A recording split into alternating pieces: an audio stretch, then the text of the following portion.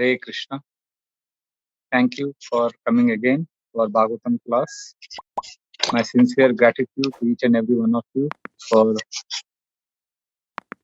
your strong faith in the process of Krishna consciousness during this period of great anxiety and uncertainty. It is definitely a matter of serious concern and worry. Devotees are worried and bewildered, and they are feeling helpless. Um, Thank you, Raj Parishit Prabhu, about chanting. I will come to it. Thank you for reminding all of us. I will just see if I can address your question a little later. But first, yeah, so I want to sincerely thank each and every one of you for keeping faith in Krishna very strong. And it has been not an easy time. And I can see a lot of, because I get a lot of messages on WhatsApp and emails. And, I'm seeing that devotees are suffering a lot because devotees have the shelter of Krishna, and many devotees are going through what is called as an existential crisis. Their faith in Krishna is being tested. Some of the messages I got, devotees are bewildered, and they are trying. They are telling how they genuinely expressed, Prabhu, I have no taste in bhakti, and I've been exposed. I'm not able to read Bhagavatam whole day. I'll end up watching all stupid things on YouTube. And so what should I do? I attend your classes on Wednesdays and Sundays, but rest of the time I'm not able to motivate myself to do bhakti. I'm not able to chant more, and I can't go out to the house. So I'm frustrated and I'm feeling guilty about it. So and he was telling me how materialistic people are better off because they engage in sense gratification and they don't feel guilty. Whereas we are supposed to be devotees, we are supposed to be doing more devotional service, and especially during crisis, we are supposed to take shelter of Krishna more. But instead of more shelter of Krishna, we are getting bewildered and we are getting wrong kind of habits. So if we don't cultivate right habits now during lockdown, then after lockdown, all the bad and nonsense habits that we cultivate now will become lifelong habits later.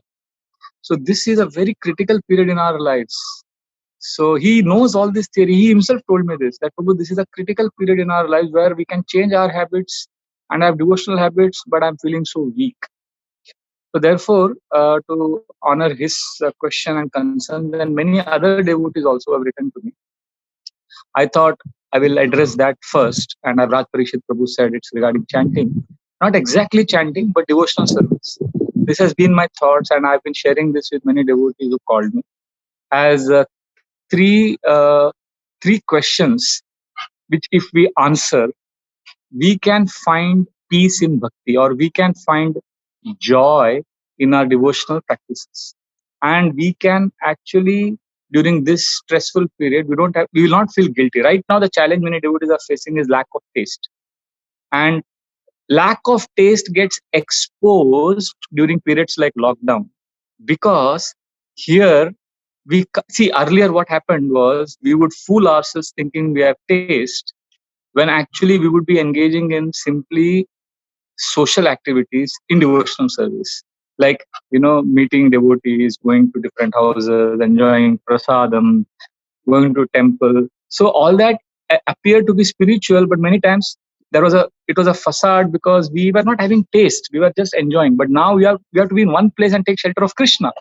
So that time we get exposed, because we are not used to doing devotional service whole day, and now we have an opportunity.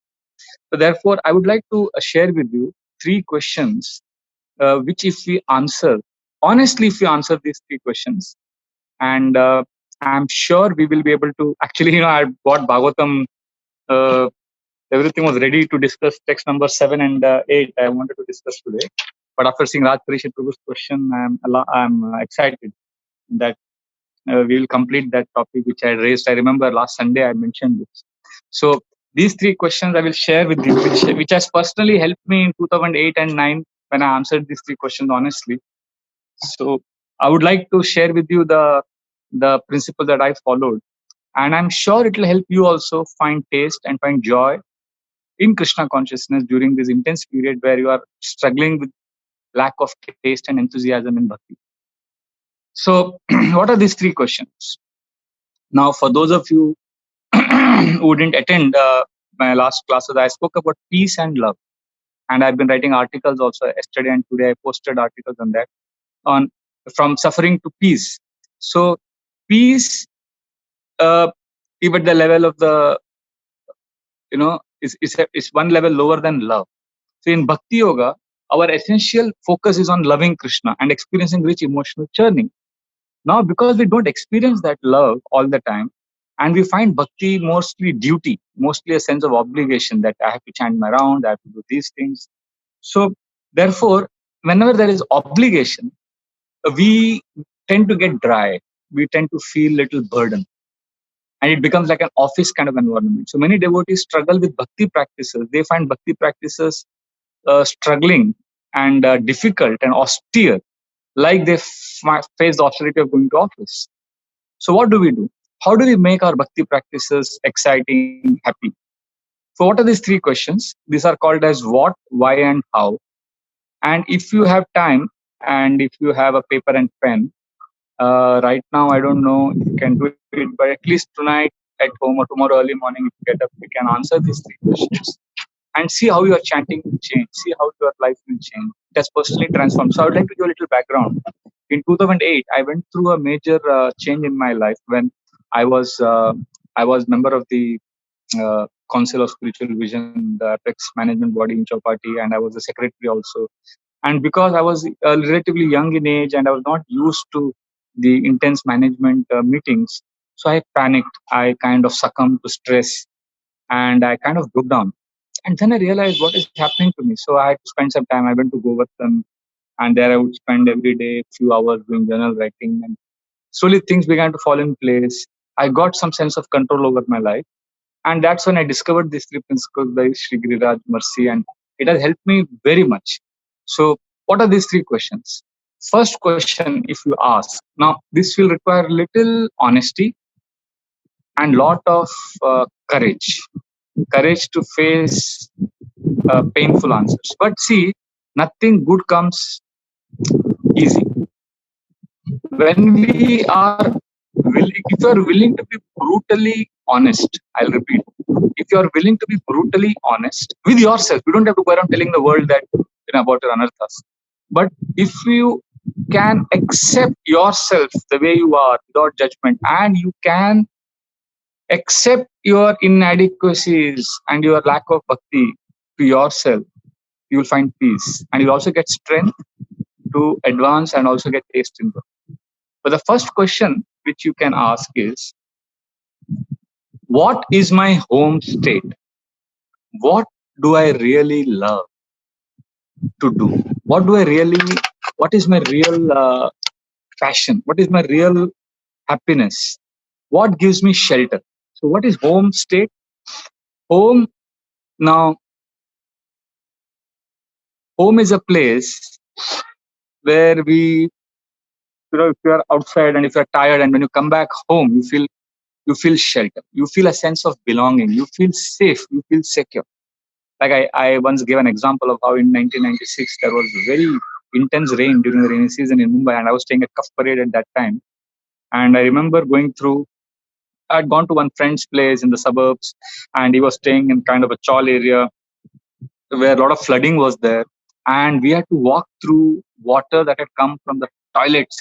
It's like the gutter water, and we were going around. It was that water was filled with stool, urine, and it was an intense emotion because I had never experienced that. I was living in a very comfortable house in South Bombay, where I had my own room and own comfort, relaxed, and and my house was next. I had a balcony. There's outside my room where I could get the just next to the seashore. So it was so nice atmosphere. And then I remember during that period when we were wading through all that dirty water and that stinking place and that slum and heavy rains, and I was like intensely hankering to be back at home. But when we came out of all of that, I knew that my body is filled with stool, urine, all the horrible dirt.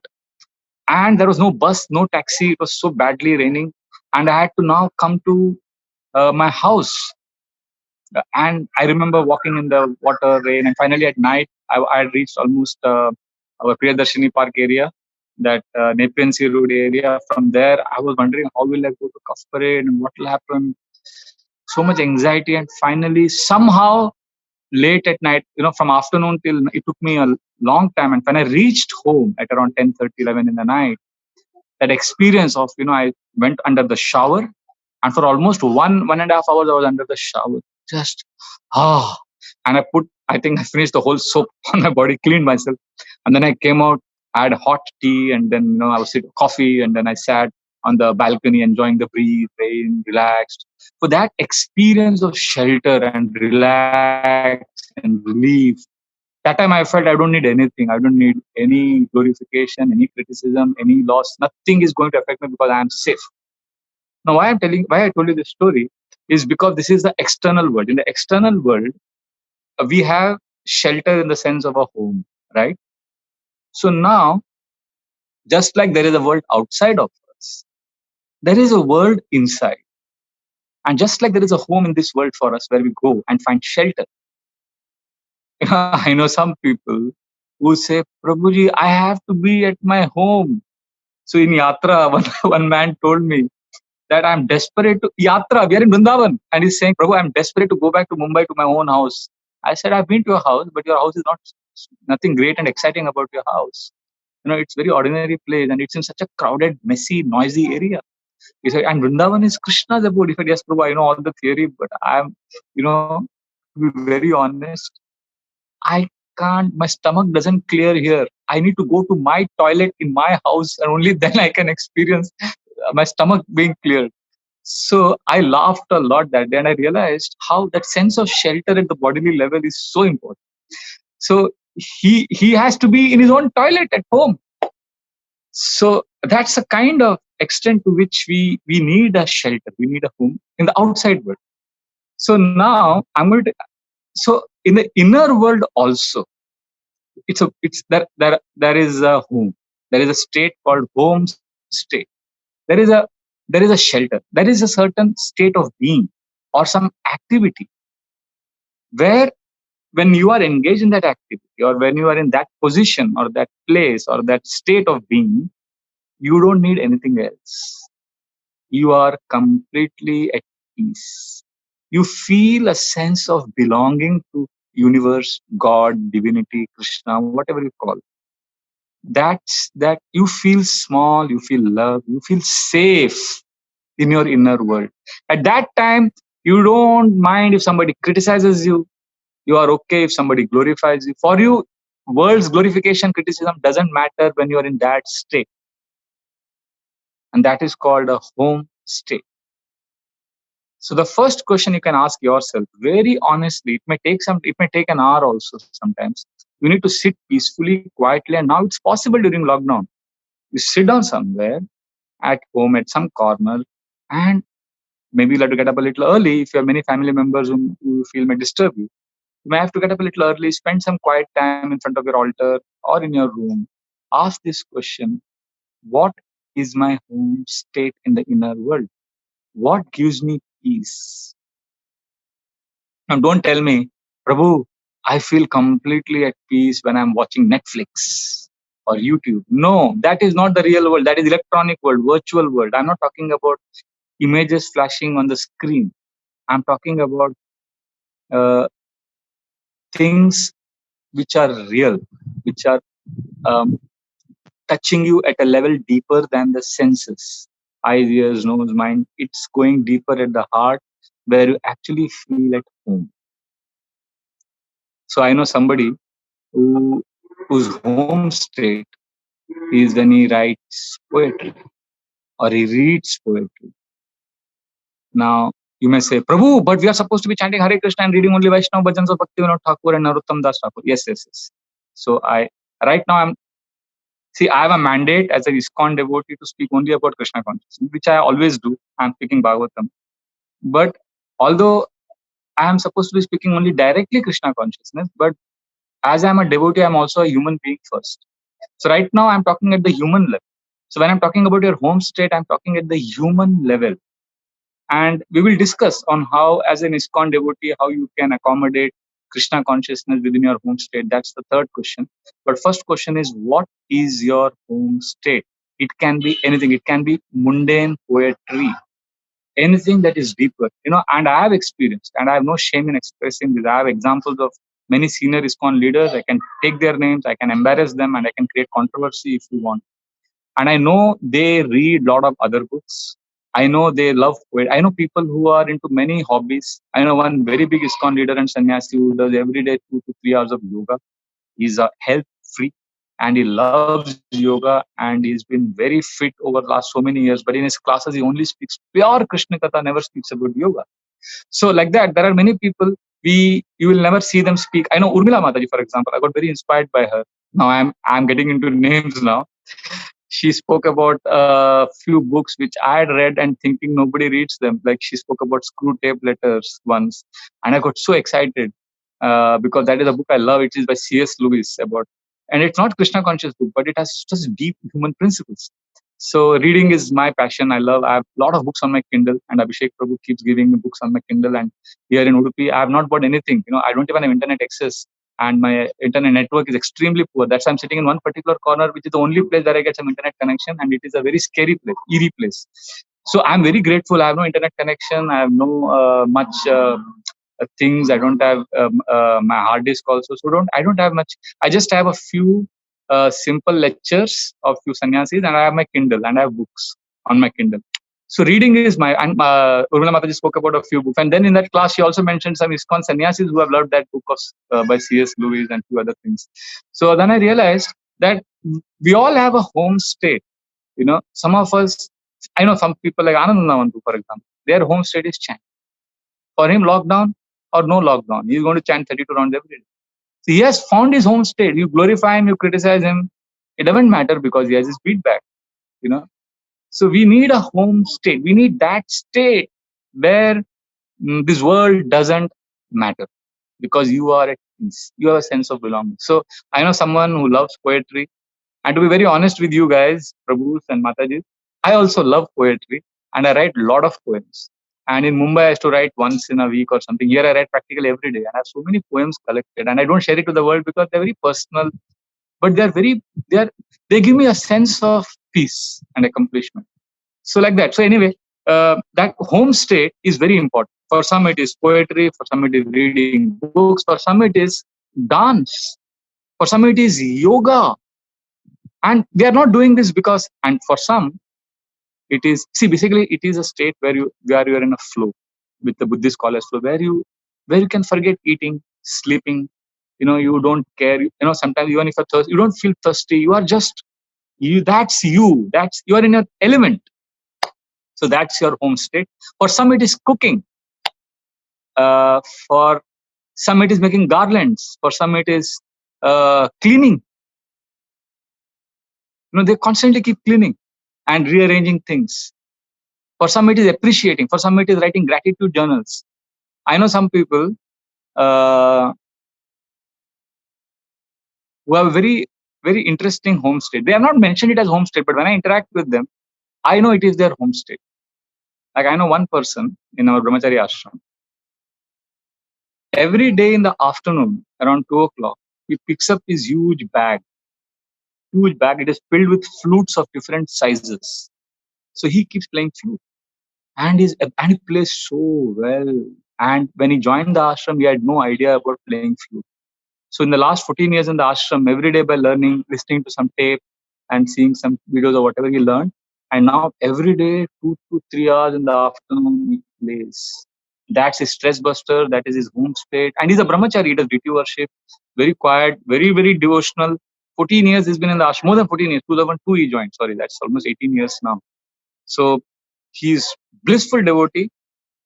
But 2 to 3 hours flute playing. So you'll say, hey, this is Mayavad, you're trying to be Krishna. Oh, okay. But the bottom line is he has a home state. So when the world is going through turmoil, mess, problems, he has his companion. In your inner world, you need companionship also. Just like in the external world, you have your husband, wife, or a companion, or a close friend. In your inner world, you need that companion in whose association you are at peace. It could be Krishna. Now in ISKCON, our mandate is to tell the world that your home state should be Krishna.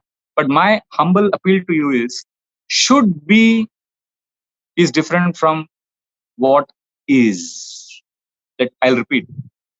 What should be is different from what is. So right now, I'm not talking like an ISKCON devotee in these few minutes. I'm not, as an ISKCON devotee, generally we speak our entire speech and our approach is on what should be.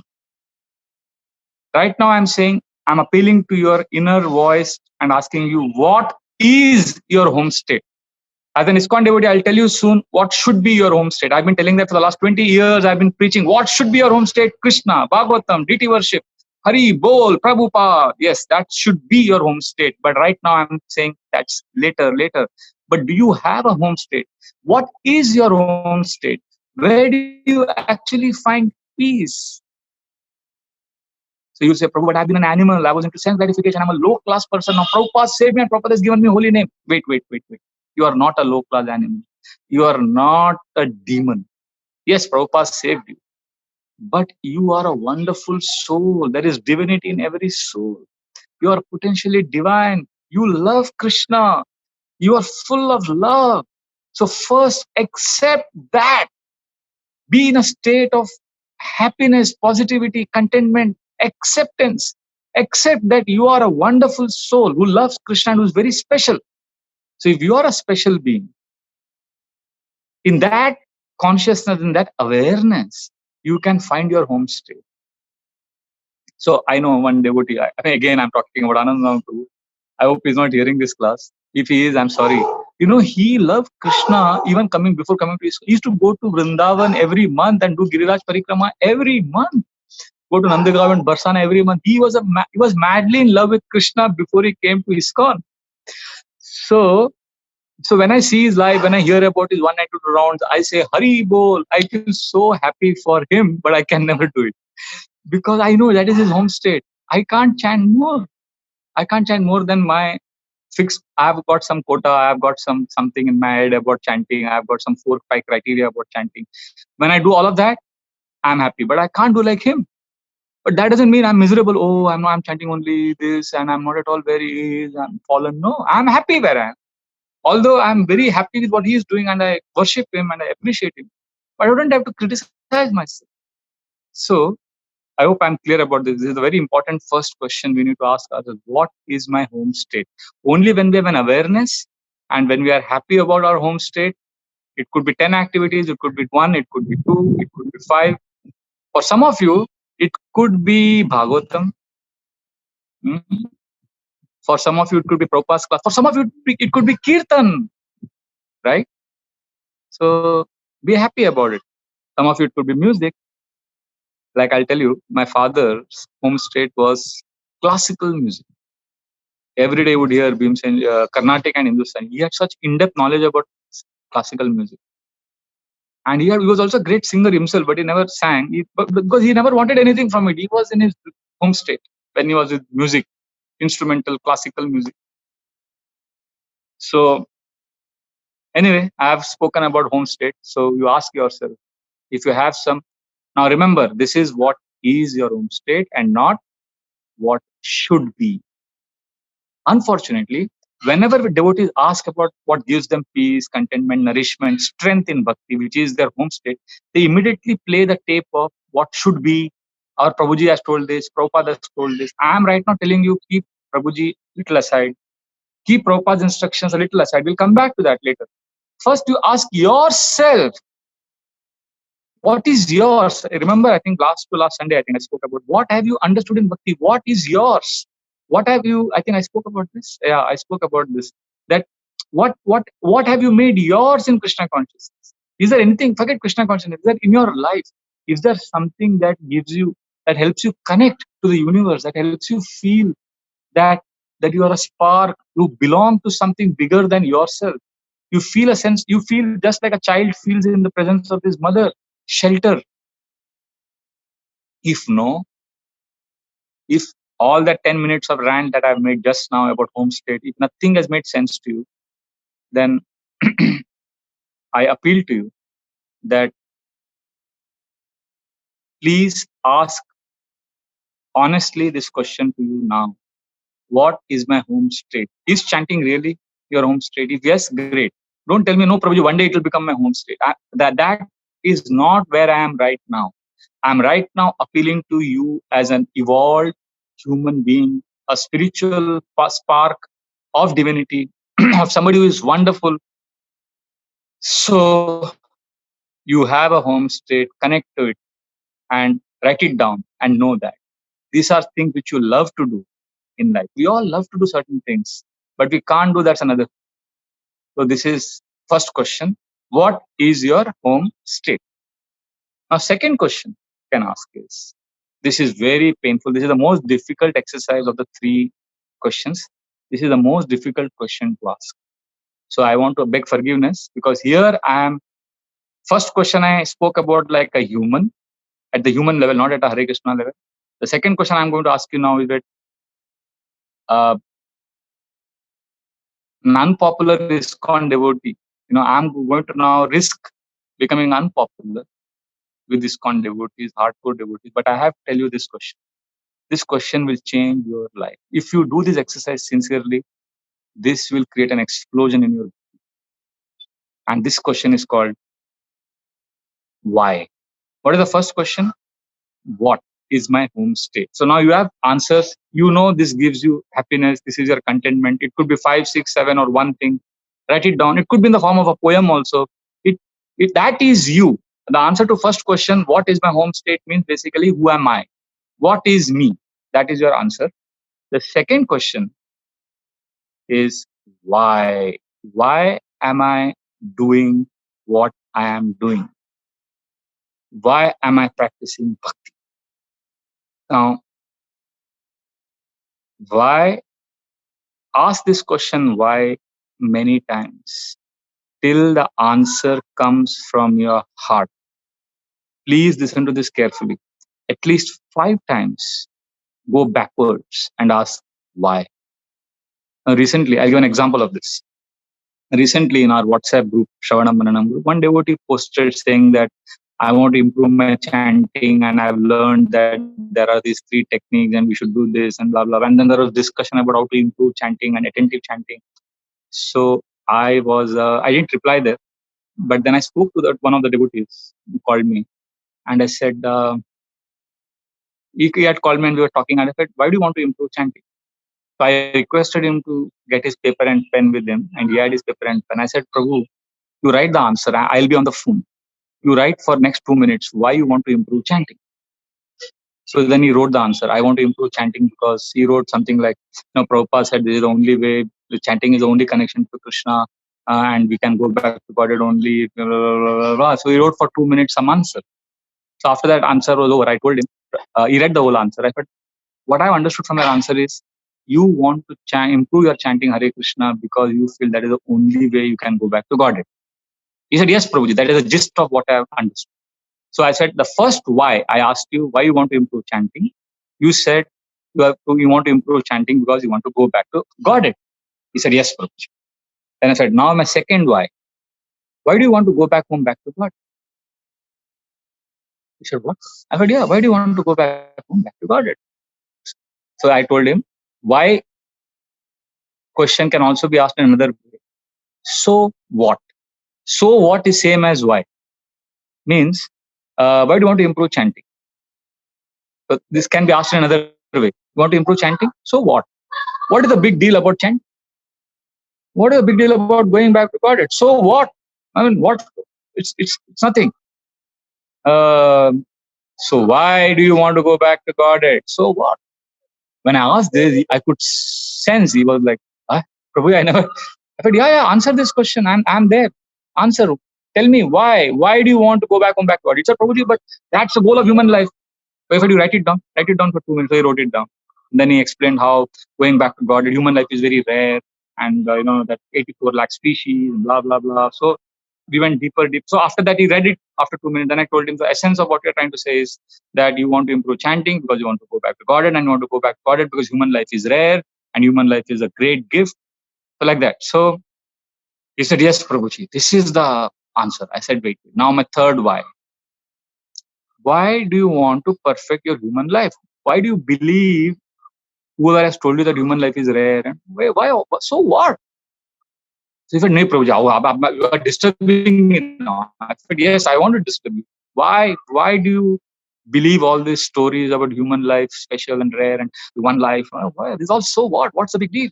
So this was like, if I told him, because I have close to him, I could take liberties with him. So then I said, you right now. Why do you believe? So then he wrote, because Prabhupada says and blah, blah, blah, blah. I said, why do you believe Prabhupada? So what? Who is Prabhupada? I mean, I don't care. So I was provoking him. I was challenging him. I said, Prabhupada, how can you say Prabhupada saved our lives? I said, hey, don't give me emotional answers. I'm asking you, why? Why do you believe Prabhupada? So then he said, then this is the fourth why. I think four, it went on. We kept going backwards. Generally, I ask people to do minimum 5 because after 5 whys, some people break down. They just say, no, I get stressed. But if you have the courage, that's why I remember I began this class by saying, you need to have honesty, brutally honest, and you need to have courage to face your lack of bhakti, your inadequacies, smilingly. Just like when you're learning boxing, you have to be ready to get hit. You can't say, I want to be a great boxer, but I don't want any smashes on my face. Boxing means you have to get beaten also. So, and only when we go through this churning, deep churning, trust me, you will get Krishna. If we don't face the dark side which is within us, we will not get Krishna. We can't get Krishna by simply goody stuff. We have to ask brutal questions. Why? So when I asked him, when I challenged faith in Prabhupada, then he went deeper, and then he finally, I think after 8 whys, I think 7 or 8 whys, he came to an answer that, Prabhu, I am convinced that we have to surrender to somebody, either a wife, family, husband. So might as well surrender to Prabhupada, because Prabhupada is such a nice, loving old man. And actually, I love him, when I see his voice and blah, blah. So what had happened, the journey began with why he wants to improve chanting. And we came to a state, the answer after 8 whys was, when and Prabhupada said, when I let home, I feel shelter. Prabhupada is so nice. So, and that's when I realized now his answer is at the level where he has understood Krishna consciousness. This is his answer. Till now, whatever answers he was giving was from the head. It was not from his heart. So I made a journey. I entered his head, and I was now going to his heart.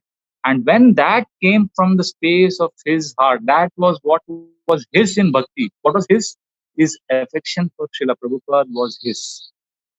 So I said, wait, you love Prabhupada. You love his voice. He hears every day 2-3 lectures of Prabhupada. He doesn't even make notes. He just likes to hear. When he's sleeping also, he puts Prabhupada's tape. So when Prabhupada says, so you rascal, he feels ecstasy. So when he was a young boy, he's been hearing about Prabhupada's voice, Prabhupada's lectures. So he just finds peace and shelter there. That's his home state. So I said, great answer. So you want to improve chanting because you love Prabhupada. So I felt this is the best technique for improving chanting. Forget the techniques. You will get hundreds of techniques. Forget all of that. Just connect to your home state. Just you have answered this question, why, and you have come to the answer that you love Prabhupada and you want to do this for Prabhupada. So this is a very powerful exercise. Why? So what? So when you will realize, many of us sometimes may come to the painful realization that we are non-devotees. We don't like chanting. Fine. After 10 whys, you may feel, I don't want to improve chanting. And actually, this devotee told me after 4-5 days, he called me again and he said, Prabhuji, I asked myself again why I want to improve chanting. And I realized, Prabhuji, I had a very big realization, Prabhuji. I don't want to improve chanting. I have nothing to do with chanting. I don't have any taste for chanting, Prabhuji. I chant 16 rounds as a duty, but I love Prabhupada. And now I'm remembering Prabhupada during my chanting, and I'm feeling grateful and I'm feeling loved. So I'm connecting, I'm living in that space now because you made me go deeper. And now my 16 rounds are so peaceful and blissful because I feel shelter. And sometimes I also chanted 1 or 2 rounds extra. So then I told him, see, now what has happened in your life? Your 16 rounds has become better and also you are able to chant a few rounds extra because you went deeper on the question of why. Now, earlier you just wanted to improve chanting without going deeper. That improvement was at the level of the head. It was not. It was not. It was not affecting you at the level of the soul, and you were doing it because it was brainwashed bhakti, not heartfelt bhakti. Therefore, if you want to find peace in bhakti, these two questions are very critical. What is my home state, and why I am doing what I am doing? 5 times at least you should ask this question. See, when you immediately answer the question why, and the answer that comes from you is generally from the head, because in Krishna consciousness we preach so strongly right from day one. Animal life, human life. We appeal to the intellect so much. And we also give prasad. There is also a lot of things for the heart and experience, because in ISKCON, the biggest strength of ISKCON is bhakti, the bhava. You will see no other spiritual organization has so much bhava, expression, emotion. You see devotees, when they come to Vrindavan, when they go to Mayapur, they see the deities and the joy the devotees have, and the way they chant and dance and they worship deities so gorgeously. The outfits, the deity darshans, so you will see so much bhava, you will see so much bhakti and so much joy in devotees. So I'm appealing to that aspect. What is your home state? And whatever you are doing as duty and obligation, go deeper. Why? In fact, in 2008, when I asked these questions myself again and again, why I want to improve chanting, why, I realized most of the things I had no taste. But there were a few activities which was giving me taste, which was my home state. So at least I understood after asking question why, that there are some things I have to do. I may not love to do, but I have to do. Just like at home, you may love to do something, but you also have to do something. There has to be a balance between love and duty. So the first question, what is my home state, made it very clear what I love, and why made me answer and discover my duties in life. So both are neat. So this is the second question. Why? At least how many times? 5 times. And the third is more intense. Not actually so intense. It's simple. How? How to integrate bhakti activities into your home state. So now, for how I'll explain how with an example. So, what is my home state? I'll tell you my own example. I want to beg forgiveness from devotees who think that as Brajbari Das, I should be only talking about Krishna consciousness. When I asked this question, what is my home state, I discovered something shocking. Because one answer kept coming back again and again, overwhelmingly over the period of 1 or 2 weeks that I was in Govardhan. And the answer that kept coming was, my home state is breathing, pranayam, journal writing, doing nothing. And, I saw in my home state prayers to my family deities, Kula Devi, and our family guru, Kula Guru, Raghavendra Swami. So all those things, and I connected how before coming to ISKCON also, these were activities that I was doing, and I was feeling very connected. So when I wrote them all down, I saw Krishna consciousness was not there. In the sense, the conventional bhakti practices were not there in my home state. I wrote some 7 to 8 things, and I began to feel a little guilty. But I said, no, wait. Let me first accept that this is my home state. So, and it all boiled down to 3 things. I think some of my close friends here in Borivali Kandivali know that. I always speak about breathing. In my Mind Your Mind book, I wrote so much about breathe. Not Mind Your Mind. Yeah, Mind Your Mind also, and also the first book, Are We Connected? That people may started making fun of me. You will speak so much about breathing. But that is my home state. Just sitting quietly, inhale, exhale, and doing nothing. So anyway, so my home state I discovered more than 10 years ago is what I call BJP, breathe, journal, and prayer. Prayer not necessarily chanting or not necessarily to Krishna. Prayer means, I have a set of personalities whom I pray to. Giriraj, I always pray to Giriraj. Our Raghavendra Swami, who is a family Kula Guru. Our tradition parampara is, and our Kula Devi. We have 2 Durga Devis near our temple, near my hometown. So I remember Mother Durga. I remember our Kula Devi. I remember Giriraj, Gaur Nitai, Krishna, Radha Gopinath, like that. So it's a whole variety, And I have their photos. I even went to Vaishnavi Devi 2 years ago. And a few people caught me. They said, "Hey, you are Hare Krishna devotee. You are not supposed to be coming here. Hare Krishna don't believe in all this." So I had a difficult time convincing them that I'm a normal person. I am a strong Krishna bhakta, but I also respect Goddess Durga. So anyway, now in my altar in my room, I have everybody. I have Durga's two photos and our Raghavendra Swami's two Samadhi's photo like that. So I have my own altar prayer where so BJP is my home state, right? So the first question was answered. Now, second question was painful because I realized I don't want to improve chanting. I just want to chant my 16 rounds and get done with. And when I asked this question, why, I couldn't get a convincing answer in my journal. When I was writing the answer, why do I want to improve japa? So my first answer was, I've taken vow, 16 rounds, and Prabhupada, we should be surrendered. So again, these are all from the head. And I challenged again, second round. Why? What's the big deal about initiation? No. If you don't chant, you go to hell. So what's the big deal about it? Why do you believe all this hell business, heaven business? These were like very penetrating, surgical questions, questioning my, challenging me to go from intellect to the heart. Many of us, unfortunately, are practicing bhakti, Krishna consciousness as a head religion, not the heart religion. And so at the head, we are like, no, this is the best. We have taken initiation. One day we'll get love. One day we'll get love of Krishna. No, don't worry now. One day we'll feel love. One day we'll feel ecstasy. Not just have faith. Just have faith. I challenge you. I disagree with this. I feel right now you can experience this. Right now there is a homestead. You don't have to wait till you die to feel bliss. You may not experience all the time now, but at least we can discover our home state. We can discover what is me, and we can also discover our dark side.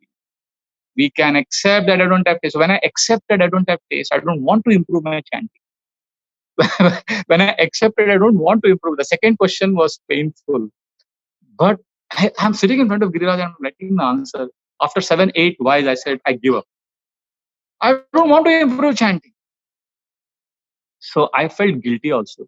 But at least I had the answer to the first question made me peaceful because I accepted breathing, journal writing, and praying. But chanting, no. See, when we accept our dark side, Carl Jung, I think he was the psychotherapist. He was one of the greatest psychologists of the 20th century. He is the one who gave this concept of shadow. He said everybody has a shadow, a dark side. We don't want to talk about it. We don't want the world to know about it. And the worst part is we don't want ourselves to face it. So, because many of us don't accept it or don't face it, we deny it, we suppress it, and it comes out in ugly forms. Like last evening, I was talking to one devotee and I was telling him many stories about some of the world's biggest leaders who lived a very scandalous life, and they covered it up with very rosy and very beautiful stories of how they are doing wonderful things. Like one very, very big Indian leader who gave up sex life at the age of, when he was a young boy, he saw, he was taking care of his father who was dying, and he was overwhelmed with sex desire, and he went to the room of his wife and enjoyed with her. And as he was enjoying the peak of his enjoyment, his father died, and he got the news, and he felt so disgusted with sex life. So he finally wanted to give up sex life. So that kind of trauma, and unnaturally, inorganically, instead of dealing with that, his needs and his desires, he kind of tried to suppress it and try to transcend it artificially. Eventually, at the age of 78, 79, he would sleep with his grandniece naked, and she was 22, 23, and he was 75 plus. And he would say, I'm like her mother. And it was so embarrassing for his own people in his own party. And it became such a hush-hush, covered-up story. Now we all don't bother about it. But during those times, read history by secular authors, you will see what a pain it had caused to many of the people.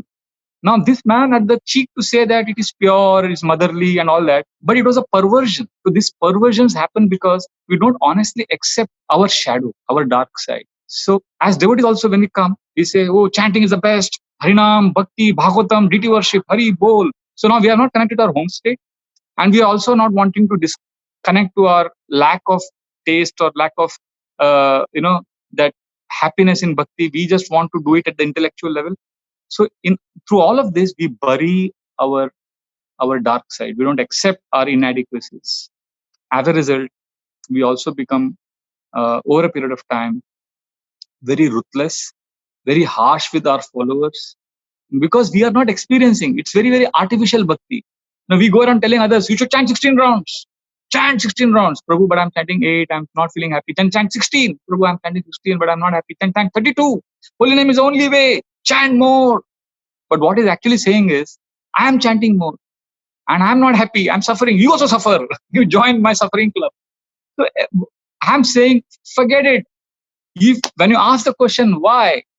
And you realize that you don't want to improve chanting, accept it. So when I accept it, I don't want to chant. I have no taste, but I had my home state. So if you do the first two exercises honestly, then third question makes sense. Third question is how to integrate what you have to do with what you love to do. How to integrate 2 and 1. Question 1, what is my home state? Question 2, why? And you will realize many things in bhakti, you are doing it artificially. Like 16 rounds, DT Varshe, Bhagavatam study. That's why you are getting frustrated and you'll end up watching Netflix and YouTube and wasting your time. And you're feeling betraying your own values, and that during that guilt, you want happiness and taste. So again, you engage in that same activity which you are guilty about. And you become more miserable. That's why devotees become more depressed and more frustrated than many outside people, because they're unable to handle their own inadequacies and a lack of taste. So first question is, what is my home state? Second question is, why? Okay, thank you, Mohit Prabhu, for summarizing. How? Yes, third question you have written very well. How to integrate KC activities in a home state. So when I first answered, the answer to my first question was BJP. The answer to second question was nothing. I have no taste at all for chanting. But when I did the third exercise, third question, my life's problems got solved. I realized, hey, wait, chanting is a great prayer session and I love to sit and pray. So for me, chanting, just like during prayer session, I just sit in front of my altar, quietly close my eyes, and I don't do any intense analysis or prayer. I just pray, and sometimes my mind wanders, but I sit quietly, I listen to my voice, and sometimes 15-20 minutes just goes by. I just sit quietly. So I said, wow, chanting, Prabhupada also said many times, it's an ultimate prayer. So why not make chanting as a part of my BJP? P is prayer. So then I picked up my bead bag, I sat in front of Giriraj, and I said, anyway, anyway, I have a prayer session, so let me sit with the bead bag in hand. So that day I chanted almost 4 or 5 hours. And I realized, wow, I chanted about, I think 30 to 40, 45 rounds I chanted. So when I integrated, and that time what happened, then it didn't matter. None of the techniques mattered to me. So many techniques we have in so many books. All those techniques appeared redundant because I found my technique. I found my answer. I know why I'm doing what I'm doing. So that's why I've seen Maharaj, Radhana Swami Maharaj. I've not seen him giving any techniques in his classes on improving chanting. He appeals to the inner aspirations. So then there was no tension about improving chanting. Right now, when we say, I want to improve chanting, my chanting is not good. I want 3 P's, 4 S. So it's all at the head level. It's like psyching yourself up to get a taste, force taste at the head. That won't happen. You can't force love for Krishna. You can't force taste like that. So this is psyching yourself. Like I trust me, none of the techniques will work because it has to be yours. See, many times my devotees say, Prabhu, how to improve chanting? I want some technique. So I tell him, wait. See, you ask this question to chanting only, When you are chanting, you ask this question to holy name only. If I give you answer, that means in your life there is somebody higher than holy name. So then he said, he didn't understand. I said, wait. How close are you with your wife? So he said, Prabhu, I'm very close to her every day. I have to spend at least half an hour talking to her and giving her a report of what I did at home or office. And I have to tell her either in the morning or night, I have to spend half an hour with her. And I have to give time to her. So he said, And I said, do you tell her everything? He said, yes. So now what we are talking, will you go and tell her? He said, yes, Prabhuji. I tell her everything what I talk to you. So I said, that means your wife is your highest authority. He said, yeah. So I said, so what you pray to Krishna also you go and tell your wife? He said, yeah. So your wife is your highest authority and not me. So he said, yes. So then I told him, if you have a fight with your wife, you will ask me how to improve your relationship with your wife. But ultimately, all the techniques I give, where do you have to address it? With whom you have to address those techniques or issues? Is there a substitute for you to for spending time with your wife? He said, no, I have to spend time. If she is your highest authority, if she is your most important person, then whatever you talk to me, ultimately you have to go back to your wife only. He said, yes. So similarly, I said, you ask the whole world about chanting. You attend all holy name seminars. But ultimately, your relationship with holy name has to improve. Then you have to ask this question to holy name, Baba. It is not, don't think it is my japa. It is our japa. Because there are two people involved. There is Krishna, there is you, there is Radharani. It is our japa. It is not my japa. So it is my japa because it's at the level of the head. I have to improve chanting 16 rounds. Prabhupada is given. Going back to God at attentive chanting. This is psychic bhakti. Relax. It is our japa. So let me approach Krishna. Let it be a prayer session for 2 hours. Krishna, what can I do? I don't have any taste for chanting. See, I'm just pulling the beads because Guru Maharaj just told me. So if prayer is your home state, japa can be a great activity in your home state. So like, for example, for me, Bhagavatam classes attending had become a drudgery at one point of time. So I couldn't find convincing answers when I asked the question why. But then how to integrate, journal writing is my home state. I decided a nice technique. After hearing the class, I would go back to my room, pick up a notebook and write what I remember from the class. And I realized as I was writing, many things came up. So journal writing became, so now journal writing may not be the highest thing. Bhagavatam is higher than journal writing. And, sitting like this in front of the DT just like that may not be the highest. Holy name may be the highest. So Prabhupada said, ultimately, you don't have to write, do anything, just surrender to the holy name. But that, I'm not at that state now. But in my home state, I'm able to accommodate bhakti in little way, in some way. So because of that, I started liking the core bhakti activities of Bhagavatam class, holy name, chanting, deity worship. So the point is, how can be answered only if you have done the answer, if you have answered first two questions. Unfortunately, many of us, I'm sorry to say, when we come to ISKCON, we directly jump third question. How to integrate bhakti into our day-to-day life? I say, wait, forget integrating your bhakti into day-to-day life. First, you ask yourself, what the hell you are doing in your day-to-day life? Are you living like an animal or do you have a home state? Is there some time you spend with yourself where you feel a sense of shelter and belonging? If yes, then in that state of being, in that state of union with the divinity, in that home state, you integrate bhakti. But before integrating bhakti in your home state, don't miss the second part, which is painful. But if you don't go through pain, trust me, my dear friends, you can't get Krishna. Because if we don't face our dark side, if we don't accept or see that my non-devotee side, and if you bury the non-devotee by saying, I'm a devotee, I want to improve chanting, if you deny that, the heart will not. Krishna wants to see authenticity. Krishna wants to see honesty. A devotee has to be, or honesty is more important than simply our aspiration to love Krishna. I want to love Krishna, but if I'm not honest about who I am, and if I can't experience Krishna in my present state, then our aspiration will lack the depth of authenticity. And it is an authenticity when I'm naked in front of Krishna, when I'm telling Krishna, Krishna, this is who I am. I'm a great preacher, but I have no taste for chanting. So that requires courage. But when we do that, we get an embrace by Krishna. Because Krishna, to fight Maya, we have to be in Krishna's army. Krishna has to be in us, with us. But entrance to Krishna's army is not based on our ability to fight Maya. It is in our ability to be honest and authentic.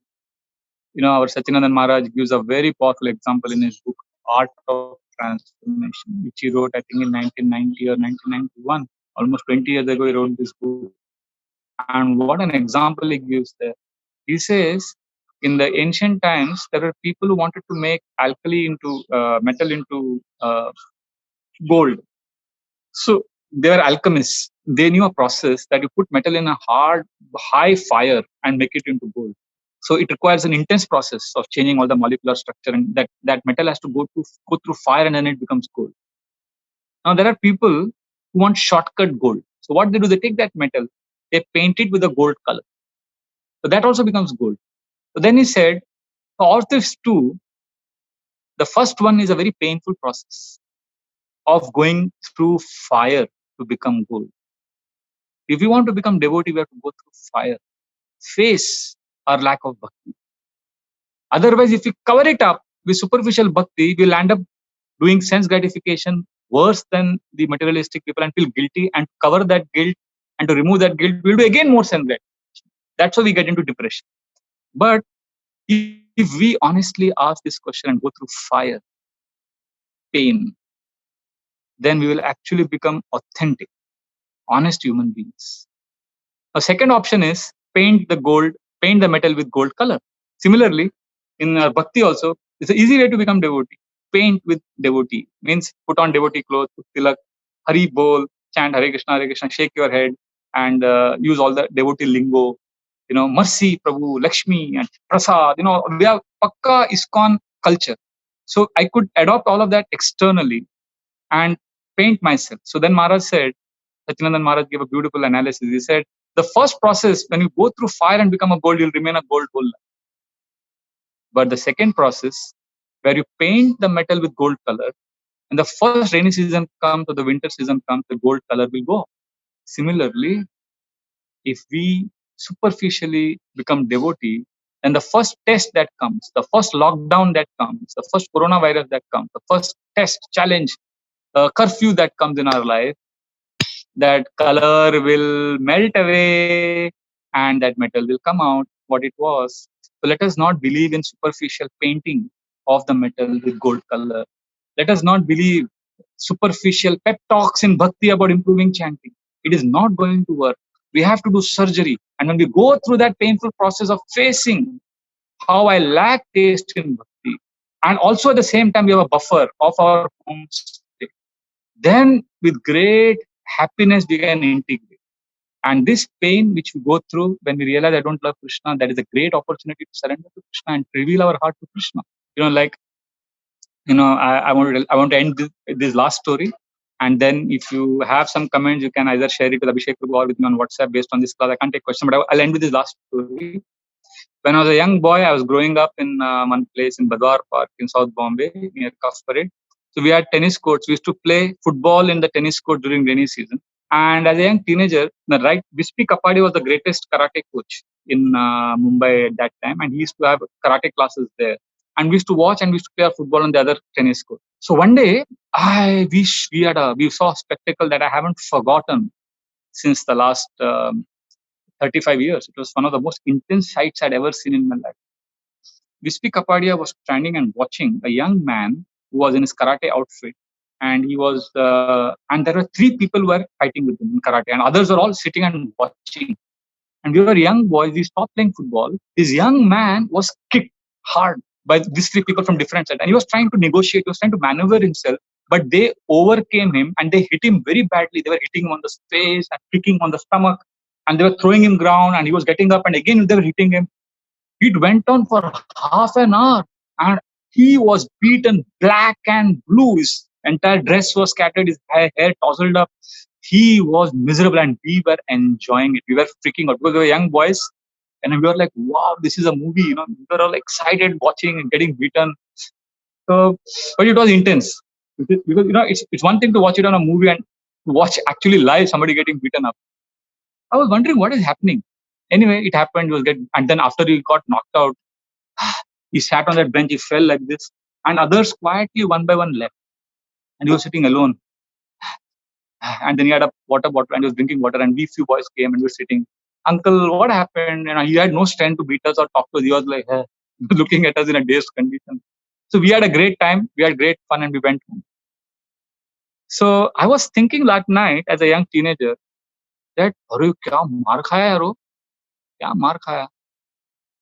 So then I forgot. Then we joked with our friends, and next day again we came to play football, and we were shocked. Next day, again the same people were there. Vishnu Kapadia was there, and that man was also there. That young man who had beaten up the previous day, but it was a different side. This young man was smiling, and you know what? There was a kind of a felicitation program, and he was called, and everybody was clapping, and he was given a black belt that day, and I think was given some prize, something on that. See, I don't remember the details because I have not done karate and all that, but I knew that it was a big award and big felicitation, and he was given some belt and some honor, and Vishnu Kapadia himself hugged him, clapped him, and photographs were taken, and we were saying, wow, this is the same guy. Yesterday he was beaten black and blue. Today he is getting a reward.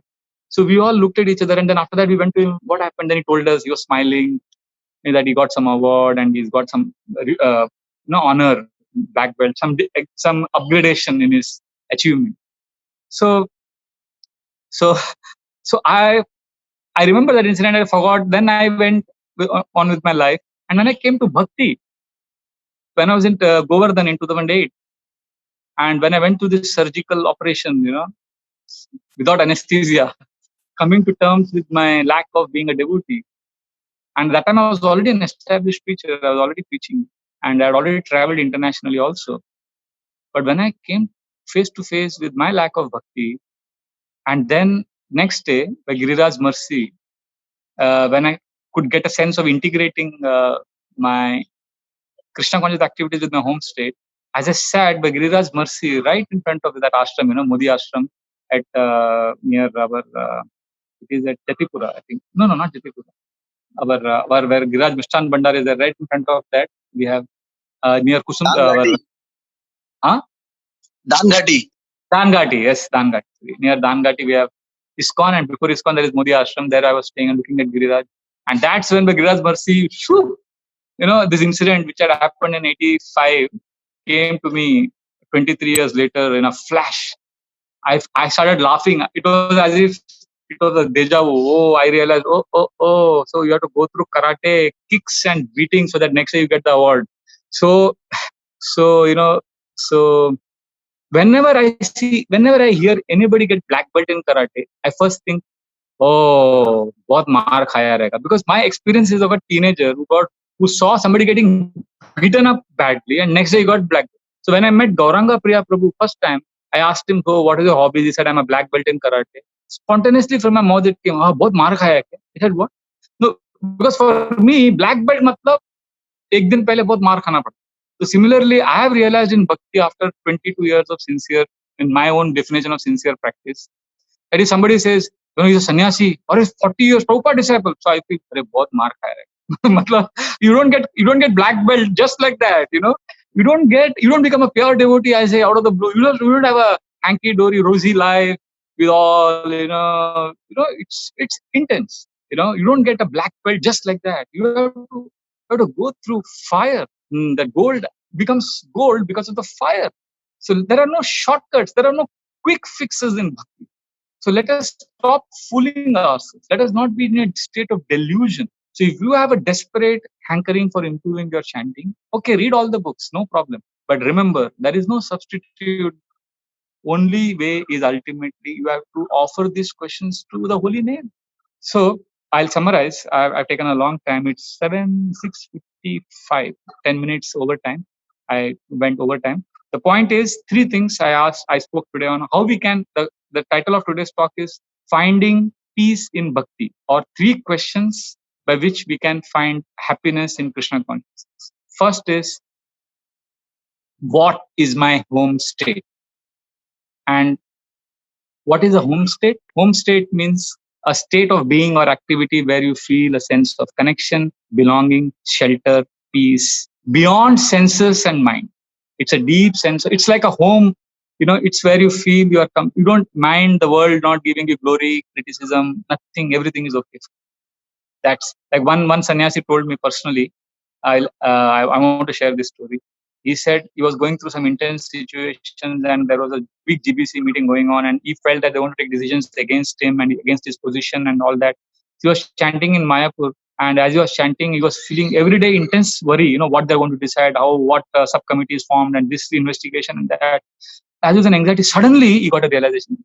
Suddenly. He said, "Oh, great. Let them do what they want. They can take whatever decision they want. They can remove me. They can strip me of all my positions. But they can't take away two things. They can't take my beat back from me, and they can't take away the realizations in my heart, which I have got in the last 40 years of bhakti, that they cannot take away from me." So when he got these two realizations, he became so peaceful. And that's when he realized that his home state was chanting and his realizations and meditating on his realizations in bhakti. So this is what will give us peace, because material energy will strip us of everything we have. So this is a home state. What is a home state is what we discussed. Now this is a positive thing, positive question. And then the second question is a little negative or little painful question, where we ask why. Challenge everything you are doing in bhakti. Don't accept anything on face value. Challenge it. Why? Why? Why? At least 5 times. I would suggest go 8 times. In fact, 10 times is best. Till that answer resonates from it comes from your heart. So I give the example here of a devotee who wanted to improve chanting, but ended up increasing his affection for Srila Prabhupada, because when he came to bhakti because of Prabhupada's voice. So now Prabhupada's voice gives him shelter, and he feels more Krishna conscious hearing Prabhupada's class than chanting a lot of rounds. So whatever. So everybody chants, because in life, in life, we do what we love to do, but we also do what we have to do. That is duty and love. Similarly, he does his obligations, but he knows what is his home state. So home state, what is home state? Why am I doing what I'm doing? Is the second painful question, but the surgical question, which will help the metal become gold by going through fire and helping us face our dark side, our shadow, and coming to terms with who we are. And the third question is how to integrate our Krishna conscious duties that we hear from ISKCON preachers into our home state.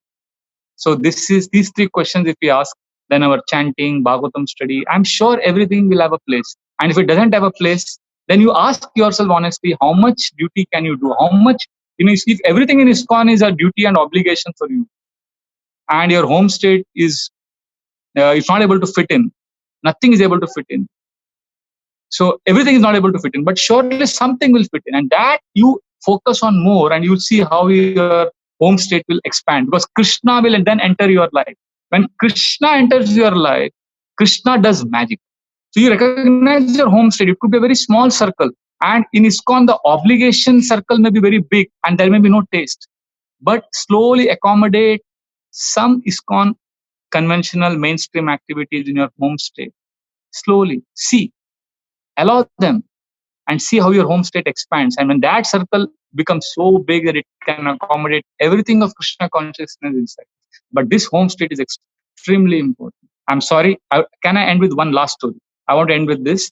I don't have a great fascination for dhams. Now, this is one last example I want to give, and then I will end it. But this is a very interesting example. Premnidhi Prabhu and myself, we were in the bus in Vrindavan going from different place to different place. 7-8 buses were there. Yatra was going on. At every spot, people would get on and they would run to go to the temple for special darshan. We were at one place called Dauji, I think, Baldev, Dauji or Baldev. And a lot of temple darshan. And I went to the last row, and Premnidhi Prabhu and myself were sitting quietly because everybody else was gone for darshan and we were hiding. We said, "Arey, humko nahi jana hai, we are happy." And we knew that everybody is going and everybody is supposed to go take darshans and all that. No, that's it, because that's what you're supposed to be doing. You have come to holy place. You may never come to Vrindavan again. This is Allah. Now, but what happens, when Premnidhi Prabhu and myself at that time, we didn't have that. Now, our tastes were different in bhakti. So, but it's difficult to accept it, right? Even now, I'm 48 and I've never been to Dwarka. I've never been to Srinathji. Pandharpur, I went only once, few years back. Tirupati, I went last time 22 years ago. I love all these deities. I want to go there, but I'm not so affected. Hurry, nahi gaya, nahi gaya. It's okay.